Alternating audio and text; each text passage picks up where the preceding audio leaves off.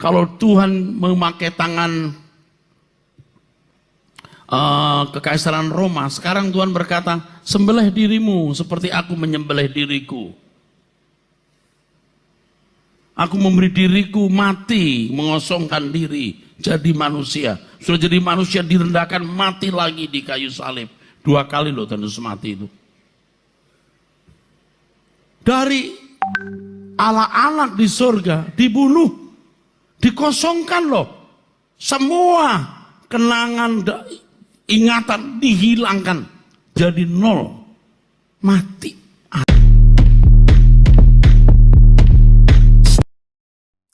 Shalom saudaraku, salam damai sejahtera dalam kasih Kristus. Jumpa lagi dengan saya, Didi Juli. Kita akan belajar berapologetika bersama-sama di channel ini. Ada satu video lagi dari Pak Erastus yang membuat saya tidak enak makan dan tidak enak tidur.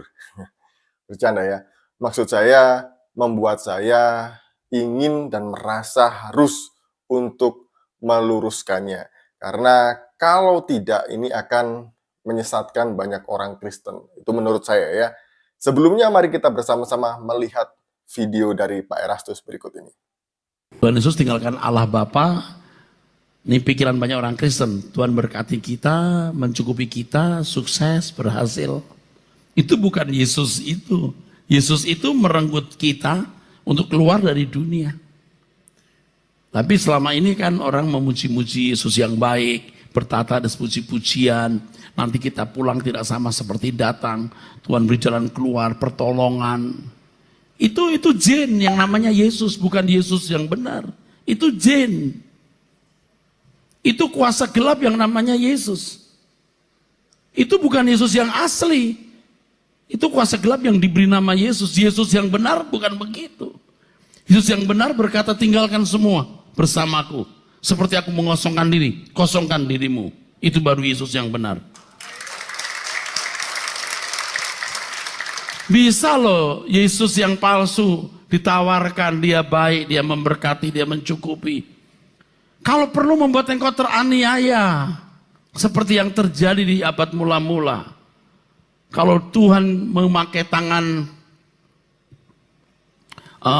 kekaisaran Roma, sekarang Tuhan berkata, sembelih dirimu seperti aku menyembelih diriku.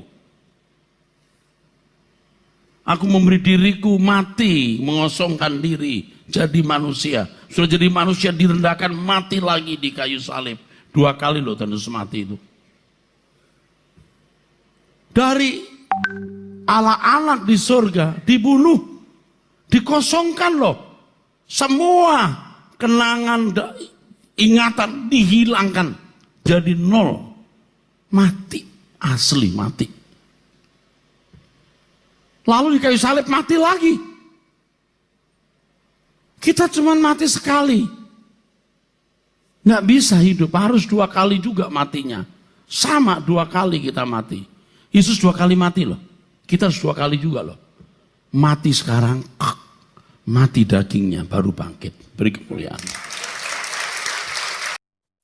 Saya melihat bahwa teologia Pak Eras ini seperti masakan yang belum matang, bumbunya itu over, kemudian kondimennya itu campur-campur itu ya. Jadi yang tidak seharusnya dimasukkan.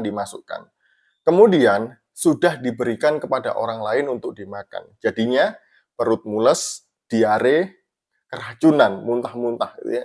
Nah, ini akibat teologia yang belum matang, dan orang yang menerimanya saya yakin bahwa perutnya juga mulus-mulus menerima apa yang disampaikan oleh Pak Eras ini. Apalagi bagi mereka yang imannya itu belum matang di dalam Tuhan. Dan anehnya, banyak orang yang mengikutinya. Dan yang kedua, ada Kristuber yang ngaku Kristuber, ngaku apologet, kemudian membela Pak Eras, membela Wanes, membela bidat-bidat yang lain, dan menyerang Tritunggal, menyerang apologet Tritunggal, dan dia katanya bahwa dia ini adalah Tritunggal juga. Aneh kan ya, ngaku Tritunggal, tapi menyerang Tritunggal, dan berteman dengan para bidat. Ini bagi saya, Kristen aneh. Dan orang ini mengatakan bahwa yang bikin ribut itu bukan orang-orang yang dibidat-bidatkan ini, Tapi orang yang membidatkan, yaitu apologet Tritunggal, kata dia. Bagi saya orang macam ini seperti ini ya, bunglon, nemplok sana, nemplok sini, asal menguntungkan. Nah, seingat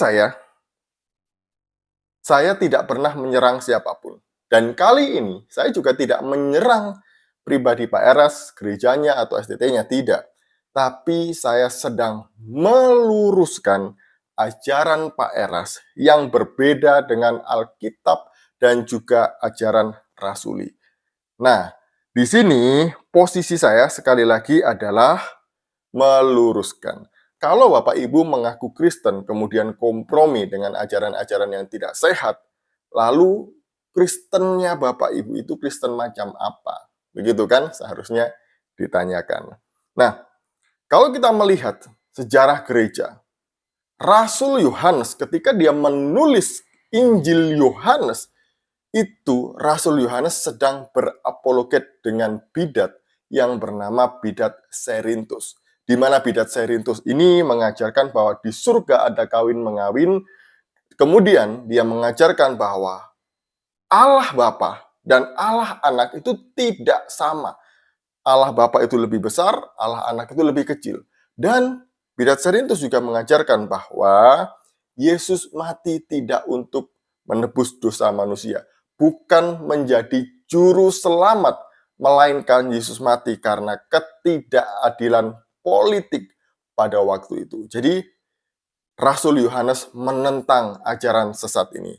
Hingga kata Hippolytus yang tertulis dalam bukunya Irenaeus yang ini ya nanti saya tunjukkan bukunya, bukan Irenaeus, bukunya Eusebius yang ini, bahwa gereja di abad keempat ini, Rasul Yohanes ketika berjumpa dengan Serintus di tempat pemandian umum, Rasul Yohanes tidak mau masuk dan berteriak dengan keras di luar, "Keluarlah kalian yang ada di dalam, karena tempat ini akan rubuh, karena Serintus sang musuh kebenaran ada di dalam."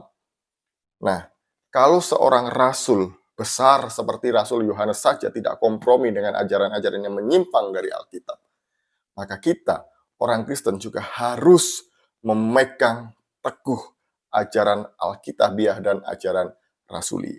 Jadi, ini posisi saya pada waktu ini, pada sekarang ini. Nah, Bapak Ibu Saudara, tadi yang pertama, Pak Erastus mengatakan bahwa Yesus yang baik, Yesus yang manis, yang bertata di atas pujian, Yesus sang penolong, Yesus yang apa tadi itu ya, yang mencukupi, memberkati, membebaskan, tadi itu bukan Yesus yang asli. Yang disembah orang Kristen itu bukan Yesus, tapi itu adalah jin yang bernama Yesus. Tapi itu adalah roh gelap atau roh jahat yang bernama Yesus. Ingat ya, menurut Pak Eras bahwa itu bukan Yesus yang asli. Pertanyaan saya, Yesus yang asli itu yang seperti apa dan yang mana? Apakah yang dimaksud oleh Pak Eras ini, Yesus yang asli adalah Yesus yang diajarkan oleh Pak Eras selama ini? Yang pertama, Pak Eras mengajarkan bahwa Yesus bukan juru selamat, tapi Yahweh yang menjadi juru selamat. Yang kedua, Pak Eras mengajarkan bahwa Yesus atau Sang Firman itu tidak sehakikat dengan Bapa, karena ajaran ini adalah produk dari Konsili Nikea tahun 325 Masehi. Yang ketiga, Pak Eras mengajarkan bahwa Yesus ini adalah ciptaan dan kelahirannya tidak lebih dahsyat dari kelahiran Adam. Seingat saya, Adam tidak dilahirkan karena Adam diciptakan. Yang keempat, Pak Eras juga mengajarkan bahwa Yesus adalah manusia yang mengenakan logos hingga dia mendapat kepenuhan Allah. Apakah ini yang dimaksud dengan Yesus yang benar? Yesus yang asli? Setahu saya, ajaran-ajaran ini sudah pernah diajarkan jauh sebelum kita lahir. Diajarkan oleh para bidat yang ditentang oleh bapak-bapak gereja. Jadi ini ternyata malah bukan Yesus yang asli. Jadi apa yang disampaikan oleh Pak Eras ini berbalik gitu, berbanding terbalik gitu ya. Yang kedua, Pak Eras tadi mengatakan bahwa Allah anak itu mati 2 kali. Yang pertama itu dibunuh, dimatikan di sorga. Kemudian turun menjadi manusia dan dia dibunuh lagi. Jadi Yesus itu mati 2 kali loh ya. Kemudian dia dikosongkan, semua kenangan ingatannya dihapuskan. Itu yang diajarkan oleh Pak Erastus barusan di video tersebut. Saya pernah membaca buku tulisan Pak Erastus, saya lupa judulnya. Di sana Pak Erastus mengajarkan bahwa Allah Bapa, Allah besar membunuh Allah kecil. Dan Allah kecil ini benar-benar mati sehingga rohnya diimplantasikan ke dalam rahim Maria dan jadilah Yesus. Dan video ini adalah kedua kalinya saya mendengar Pak Eras mengatakan bahwa Allah anak dibunuh, dimatikan di surga, kemudian turun menjadi manusia. Yang begini ini, Pak Eras berani mengatakan bahwa Yesus yang dia ajarkan itu adalah Yesus yang benar, Yesus yang asli. Padahal dalam Alkitab tidak pernah mengajarkan yang demikian bahwa ada bunuh-bunuhan di surga antara Allah besar dan Allah kecil. Kemudian Allah kecil menjadi manusia dibunuh lagi. Itu tidak pernah ada. Kalau yang mau dijelaskan oleh Pak Erastus itu adalah kenosis di dalam Filipi 2 ayat 6 sampai 8. Itu seharusnya Pak Eras bisa menjelaskan dengan bahasa yang sangat jelas, gamblang, dan mudah dimengerti oleh jemaat. Bukan memakai istilah yang justru itu membuat orang semakin susah untuk menerima kebenaran firman Tuhan. Nah, kenosis yang dimaksud di dalam Filipi 2 ayat 6 sampai 8 itu tidak seperti itu. Yang dimaksud dengan mengosongkan diri dari kata kenosis itu artinya dia merendahkan diri, membungkukkan dirinya serendah-rendahnya, mengosongkan dirinya, dan menjadi serupa dengan ciptaannya. Nah, inilah yang dikatakan dengan kenosis. Sang firman yang sejak semula dalam kekalan sudah bersama-sama dengan Allah diam di dalam diri Allah yang kekal itu telah mengosongkan kealahannya, meninggalkan semuanya, melepaskan semuanya itu dan menjadi sama dengan manusia. Kemudian sang firman dalam keadaannya sebagai manusia, dia terikat dengan ruang dan waktu. Dia terikat dengan hukum-hukum alam yang berlaku pada waktu itu. Kita bisa melihat itu sendiri bahwa di dalam kemanusiaan sang firman itu ya, dia dibatasi oleh semuanya itu.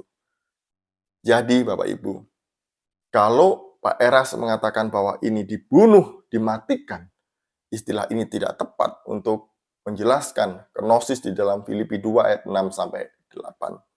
Dan kemudian apakah Bapak Ibu melihat bahwa Yesus itu lupa ingatan sehingga Pak Erastus mengatakan semua ingatannya, kenangannya itu dihapuskan, dikosongkan? Tidak. Yesus tidak pernah lupa ingatan. Dia tahu betul dia siapa dan berasal dari mana dan untuk apa dia datang. Dia tidak lupa ingatan itu. Jadi Bapak Ibu, memang sekarang ini kemajuan teknologi sangat membantu kita dalam banyak hal. Tapi mengenai informasi seperti ini, mengenai pengajaran iman Kristen, kita harus belajar baik-baik. Kita harus melihat, kita harus menguji apakah ajaran itu benar atau tidak. Termasuk apa yang saya sampaikan, Bapak Ibu juga harus uji dengan Alkitab. Itu benar atau tidak. Sekali lagi, saya tidak menyudutkan, menyerang siapapun. Saya hanya meluruskan ajaran yang berbeda dengan Alkitab. Karena ini membahayakan orang-orang Kristen di luar sana yang mentah-mentah menelan ajaran seperti ini. Mereka bisa tersesat. Sekian dari saya, semoga ini mencerahkan dan juga memberkati kita. Shalom, salam waras, Tuhan Yesus memberkati kita semuanya.